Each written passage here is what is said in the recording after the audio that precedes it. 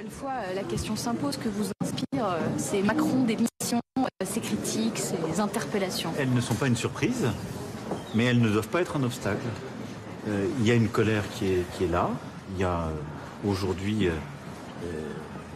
plusieurs de nos compatriotes qui se sont mobilisés contre une réforme que l'exécutif considère comme importante pour le pays, pour l'intérêt général. Et il est normal que cette colère s'exprime. Donc elle est là. Il y a aussi d'autres gens qui ont d'autres motivations, qui sont venus saluer, d'autres qui sont en soutien. Vous avez été ce matin avec moi au sein d'une entreprise qui reflète la diversité de la France. Je n'ai pas entendu de mobilisation avec cette voix. Donc on peut avancer et aller dans des entreprises et faire les choses. Néanmoins, cette colère s'exprime. Je ne m'attendais pas à autre chose. Mais elle ne m'empêchera pas de continuer à me déplacer partout à travers le pays. Parce que nous devons continuer d'agir et d'avancer. Là, on vient de faire le point pendant 1h30 sur des projets de réforme. On doit continuer de se préparer face à la sécheresse qui arrive l'été prochain et donc d'aider nos élus sur le terrain qui nous permettent de faire les investissements, de préparer les collectivités pour éviter d'avoir une crise cet été. On doit continuer la réindustrialisation du pays et de créer des emplois. On doit continuer d'aller chercher nos compatriotes qui sont en grande difficulté pour les aider à revenir vers l'emploi et mieux les accompagner. Tout ça, ce sont des chantiers. Et je pourrais parler de l'école, de l'hôpital, de la médecine de ville, sur lesquels nous devons continuer d'agir. Et donc, je continuerai de le faire. Mais Monsieur le Président, est-ce que l'expression de cette colère devant vous, est-ce que finalement, c'est pas nécessaire? Est-ce qu'il ne faut pas un moment peut-être un peu cathartique? Peut-être. C'est un peu ce qu'on fait. C'est pour ça aussi que je vous ai dit que je continuerai à être sur le terrain. Donc, elle s'exprime, elle est là. Et il y a aussi un cadre, c'est-à-dire qu'il y a beaucoup de choses. Quand on rentre après, on reprend la discussion, quand la colère s'exprime. Il y a des choses sur lesquelles, d'abord, il y a parfois des malentendus. Et on a force de constater qu'on n'a pas su les lever. Quand j'entends encore des gens qui me disent on pourrait ne pas faire de réforme des retraites, c'est pas vrai. Ou alors on vit pas dans la même situation, le même pays avec les mêmes chiffres, ça n'est pas vrai. Donc ça, il faut continuer quand même de le marteler, il faut pouvoir le dire, l'expliquer et lui dire calmement. C'est pas vrai. Et donc ça veut dire qu'il faut continuer à s'endetter. La dette qui la paiera, vous, les enfants, et ça veut dire sinon qu'on doit renoncer à d'autres dépenses. Donc on ne peut pas dire vous ne faites pas de réforme de retraite, mais vous investissez dans l'hôpital et vous investissez dans l'école, etc. On gère tous des budgets à l'échelle de nos familles. On sait très bien qu'on ne peut pas tout faire à un moment donné. Et même quand c'est le banquier qui le paye pour nous, c'est-à-dire qu'on décide de s'endetter, il y a un moment donné où il nous dit que c'est plus possible. Bon. Donc il faut continuer d'expliquer. Il faut aussi faire valoir ce qui a été fait par la négociation dans cette réforme. C'est pas on ne fait pas les 65 ans à horizon 2030. On va progressivement travailler un peu plus longtemps, mais on va accélérer la durée d'augmentation de la durée de cotisation. On va aller jusqu'à 64 ans à horizon 2030. Mais il y a aussi beaucoup qui a été fait pour les carrières longues. Il y a des carrières longues qui partiront plus tôt qu'avant la réforme. C'est une réalité. On a beaucoup fait grâce au débat parlementaire, tout ça, et aux concertations avec les syndicats avant. Je disais, les carrières longues, pour les femmes compte tenu de leur carrière et la valorisation justement des trimestres, pour l'usure professionnelle. Donc on a amélioré aussi beaucoup de choses. Ce qui fait que c'est par exemple pas du tout une réforme qui ne serait qu'une augmentation de la durée. On a réinvesti à peu près un tiers de ce qu'elle produit dans ces aménagements. Et puis, je le rappelle aussi, c'est une réforme qui va permettre, par ces efforts, d'autres progrès, comme pour nos retraités les plus modestes. Donc voilà, il faut continuer d'expliquer, puis surtout, il faut avancer sur le reste. Et c'est important. Monsieur le Président, vous parlez de la réforme des retraites, mais les personnes dehors ne remettent pas en cause que la réforme des retraites. C'est aussi votre méthode qui est jugée. On a entendu des mots très forts. On n'est pas en démocratie. Est-ce que vous considérez que vous avez une part de responsabilité dans cette colère qui vise aussi votre façon de présider? C'est un argument qu'on connaît. C'est celui des extrêmes. Il est connu, il existe dans à peu près toutes les démocraties. Il y a des tas de gens qui ne se remettent pas de ne pas avoir gagné les élections présidentielles. Bon, c'est une chose. Puis il y a des tas de gens, quand on ne fait pas ce qu'ils disent, parce qu'ils crient plus fort ou qu'ils tapent sur des casseroles, ils disent c'est pas une démocratie parce que vous ne faites pas comme je dis. Mais c'est pas ça une démocratie. C'est pas ça. Et donc il y a un moment donné, on sera lundi au 1 an de l'élection. Et la démocratie, c'est d'essayer de porter un projet, de le dire et de l'appliquer. Moi, je considère que ce n'est pas une démocratie qui fonctionne bien que celle qui consiste à proposer un programme et à faire le contraire. C'est arrivé dans le passé. Il y a eu des réformes de la retraite ou de l'assurance maladie qui, 6 mois plus tard, se sont faites après des élections qui se faisaient sur la fracture sociale. C'est arrivé. Il y a eu des grandes grèves, on les a abandonnées à ce moment-là. C'est pas ce que j'ai fait. J'ai lancé dès l'été la réforme sur laquelle j'avais fait campagne et les députés avaient fait campagne. Qu'est-ce qu'il y a de plus démocratique? Et vous pensez que ce serait plus démocratique de dire vous êtes arrivé en tête du premier tour au présidentiel, des gens ont voté pour vous et vous ont élu. Des gens ont fait une majorité, certes relative. Il n'y a pas de majorité alternative, comme le prévoit notre Constitution, puisqu'il y a eu un rejet de la motion. Et parce qu'il y a des gens qui manifestent, on abandonne le projet qui est celui que vous poussez, on en prend un autre. C'est pas non plus un fonctionnement démocratique. Les mots ont un sens. Après, il faut entendre la colère. Alors ça oui, je ne suis pas sourd à celle-ci. Et donc, il y a des gens qui sont très en colère aujourd'hui. Je les respecte. J'ai envie qu'ils se réengagent dans le dialogue. Après, il y a des gens qui sont en colère et ils garderont un désaccord sur la partie des retraites, parce qu'on ne convaincra jamais tout le monde. Mais je pense qu'on peut encore convaincre des gens, parce qu'ils vont aussi voir que d'abord, beaucoup de gens pensent qu'ils vont, dès la fin d'année, travailler 64 ans. C'est pas vrai. Beaucoup de gens n'ont pas compris que ce serait très progressif. Beaucoup de gens ne croient pas qu'il y aura des choses positives qui vont se faire. Donc, ils vont aussi voir les choses. La confiance va se conquérir. Mais après, fort du bilan qui est le nôtre aussi, parce que à chaque fois que j'ai pris des engagements, j'ai essayé de les tenir. Les 2500 maisons France Service qu'on crée, les 200 brigades qu'on est en train d'ouvrir de gendarmerie, les sous-préfectures qu'on rouvre, tout ça sont des choses que les gens voient aussi et qui nourrissent de la confiance. Donc ça doit revenir progressivement. Et ensuite, il faut pouvoir réengager, y compris des gens avec qui on a eu des désaccords, sur des chantiers nouveaux qui se sont exprimés, qui s'expriment dans ces colères. Beaucoup de gens sont contre la réforme parce qu'ils disent « je ne vis pas bien de mon travail ». Et c'est vrai, on l'a entendu, vous, moi. Bon. Il faut y apporter une réponse. C'est pour ça que j'ai voulu relancer le débat sur ce sujet. On a apporté beaucoup de réponses comme gouvernement. J'ai déjà dit. Il n'y a jamais eu... Le SMIC a été augmenté, selon la formule, 10% en 18 mois. Mais la prime d'activité de 2019, les baisses d'impôts sur le revenu, la suppression de la taxe d'habitation, de la redevance, ce sont des gains de pouvoir d'achat pour celles et ceux qui travaillent. Est-ce que c'est suffisant? On voit bien qu'on a une catégorie de Françaises et de Français qui ne vivent pas bien de leur travail aujourd'hui. En particulier ceux qui sont un peu au-dessus du SMIC et qui sont jusqu'à 2000-2500 euros. Cette part de la France qui travaille dur, qui a des enfants mais qui souvent a acheté un pavillon, une habitation qui n'est pas à côté de l'endroit où on travaille, qui paye l'essence très cher, qui voit le coût du plein et l'augmentation du prix de l'alimentation, qui essaie de bien élever ses enfants et du coup qui multiplie les conduites, etc. Bon, elle se dit, mais mes revenus ne progressent pas assez vite. Et c'est vrai, c'est pas le gouvernement qui peut le faire tout seul. Ça, c'est le dialogue social. C'est comment on améliore les carrières. Comment dans les branches professionnelles où la rémunération a trop stagné, on arrive à recréer une dynamique. Comment on accompagne aussi mieux sur les à-côté du travail. Et là, c'est des discussions qui sont très, très locales aussi à conduire. Hein. C'est pas qu'au niveau national. On a aussi entendu, ça c'est un vrai débat, très important. Beaucoup de gens qui disaient, nous on est fatigués quand on est âgé. J'en parlais tout à l'heure avec des employés chez l'entreprise Matisse. Bon. Parce qu'on a ce qu'on appelle des troubles musculo-squelettiques, parce qu'on fait des tâches qui sont plus dures. Mais la réalité, est-ce que c'est à 62 ans que ça commence? Non, ça commence à 50 ou 55 ans. C'est aussi pour ça qu'à travers ce texte de loi, on a commencé à améliorer les choses, en prenant en compte cette usure professionnelle plus tôt. Et on doit encore continuer d'améliorer, parce que le vrai point, c'est qu'il y a un suivi médical qui commence plus tôt, c'est que on crée des critères objectifs, sur lesquels d'ailleurs, dans l'idéal, les employeurs et les employés devraient se mettre d'accord. C'est pour ça que je les invite à s'en ressaisir. Et qu'on facilite les reconversions. On était tout à l'heure dans une entreprise exemplaire. Je parlais à un monsieur qui avait commencé en 78. Il me disait, moi j'ai changé il y a 6 ans, j'ai bougé comme j'étais fatigué, j'ai été dans les services administratifs. C'est de la bonne gestion. Le problème qu'on a, c'est que c'est pas partout comme ça. Et donc il faut progressivement que ce dialogue social au plus près dans l'entreprise se fasse pour qu'on ait des fins de carrière, des reconversions, parfois des changements de branche qui s'organisent. Pour que quand vous commencez à être fatigué, et ça peut être parfois à 50 ou 55 ans, vous ayez une fin de carrière différente. Monsieur le Président, tous ces débats, il faut les poursuivre. Vous avez dit que vous parlez de démocratie tout à l'heure, oui. En bas là. Vous lui avez dit, trouvez-moi une démocratie où le président est devant vous et vient se faire engueuler. Oui, c'est vrai. Pourquoi c'est important que vous vous fassiez engueuler dans cette période? Mais parce qu'on ne peut pas dire tout et n'importe quoi. On a l'impression, il disait, on a fait annuler les manifestations un quart d'heure avant. C'est pas vrai. Je veux dire, ils ont fait en sorte de dégager un accès. Donc la préfecture a fait ce qu'elle devait. Mais la preuve en est que c'est que là, il y a des manifestations devant le président de la République. Bon, et on a toujours fait ça. J'entends parfois des mots très définitifs dans notre débat général sur le rapport à la démocratie, aux grandes notions. Je crois que c'est l'un d'entre vous que je répondais ce matin sur ce sujet. On doit toujours améliorer les choses.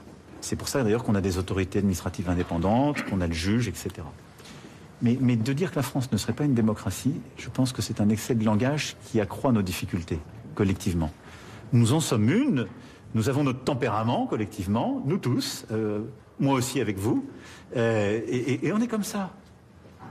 Mais c'est le caractère, on n'est pas un pays qui est toujours calme, bon. Mais il faut avancer.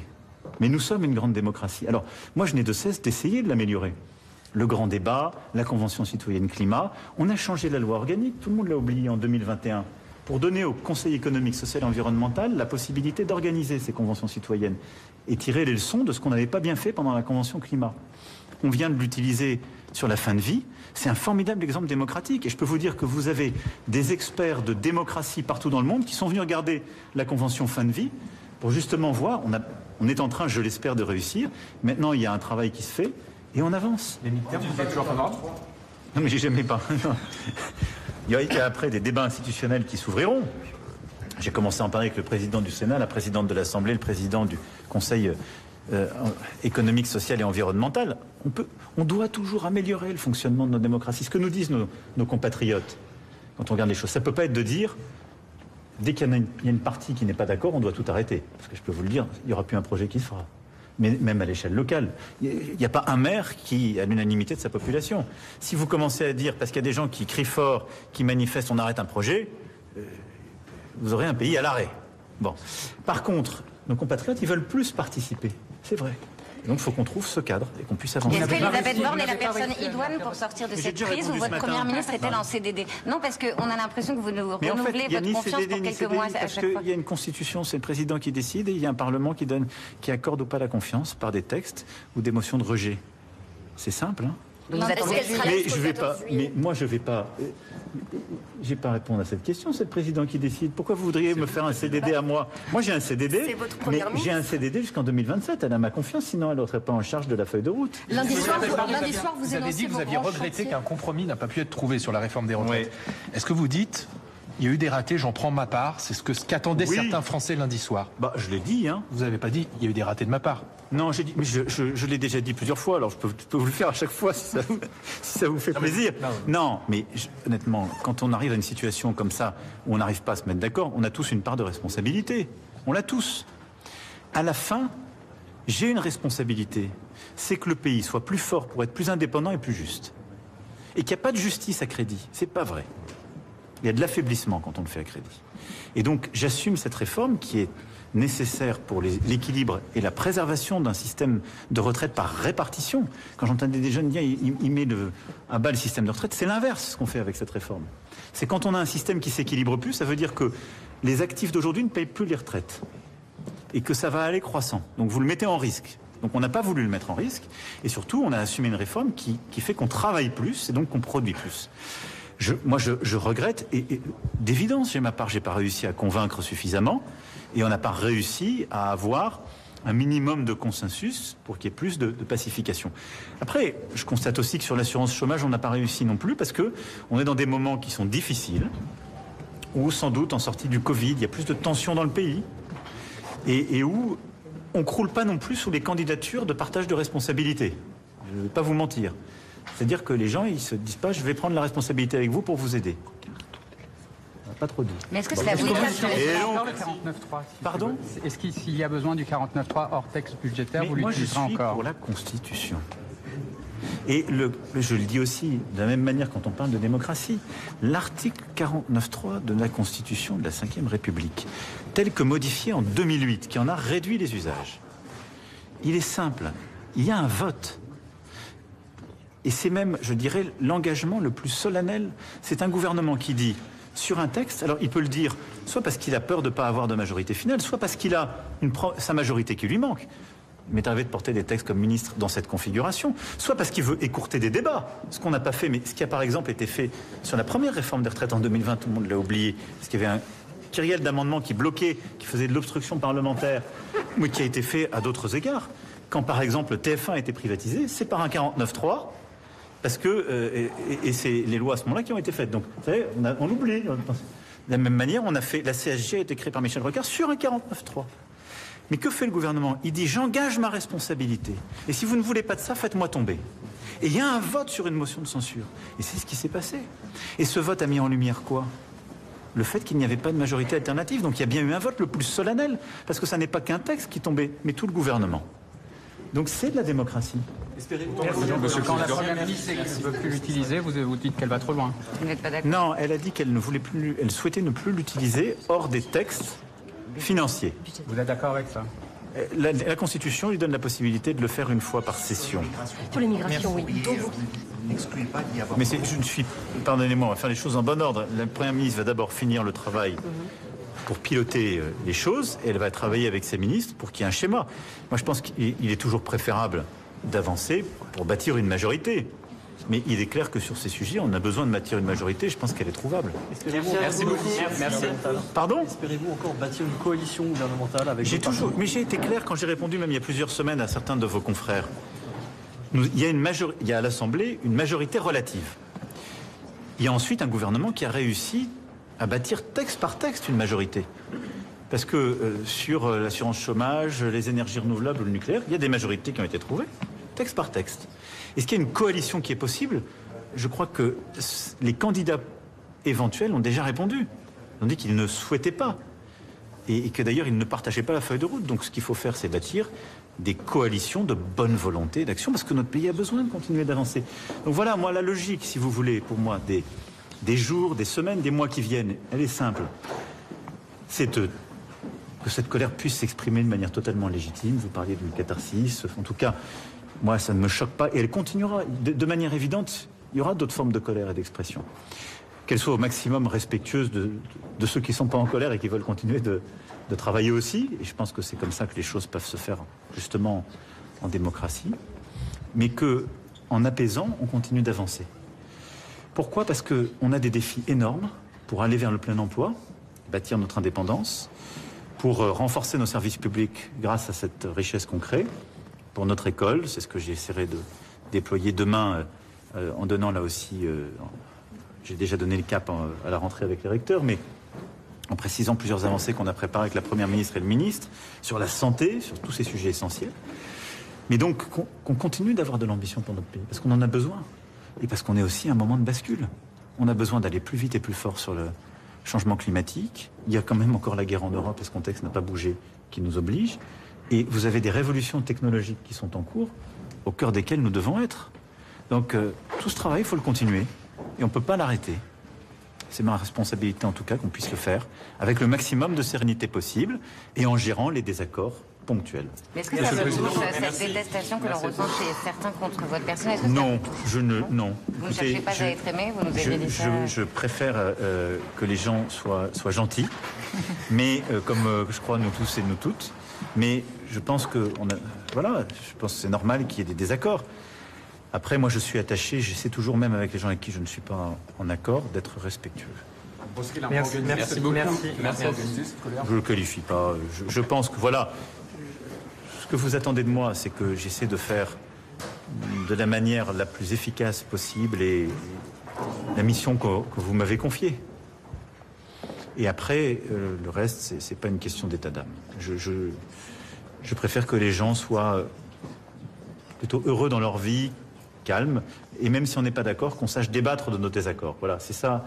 Pour le coup, c'est ça ce qui est le chemin d'une démocratie. Pas être aimé tout de suite, mais peut-être être aimé plus tard. Vous pensez aussi qu'il restera cette trace vous aurez fait cette réforme des retraites? Je ne pense pas que ce soit le sujet là, ni le bon verbe. La réalité, c'est qu'il y a beaucoup de gens qui suivent et qui forcément ne disent pas, ni d'ailleurs positivement ni négativement, mais veulent aussi que le pays avance. Et je pense que la mission d'un président de la République n'est ni d'être aimé, ni de ne pas être aimé, c'est d'essayer de faire bien pour son pays et d'agir. Et moi, je suis au service des Françaises et des Français. Je le serai jusqu'aux derniers instants du mandat qu'ils m'ont confié. Et je le serai par beau temps et par temps de pluie. Qu'il neige ou qu'il vente. Et s'il pouvait y avoir quelques jours de beau temps, ça ne me déplairait pas. Mais s'il doit y avoir beaucoup de vent et beaucoup de pluie, je le ferai quand même. Merci beaucoup. Merci beaucoup. vais signer votre livre d'or alors.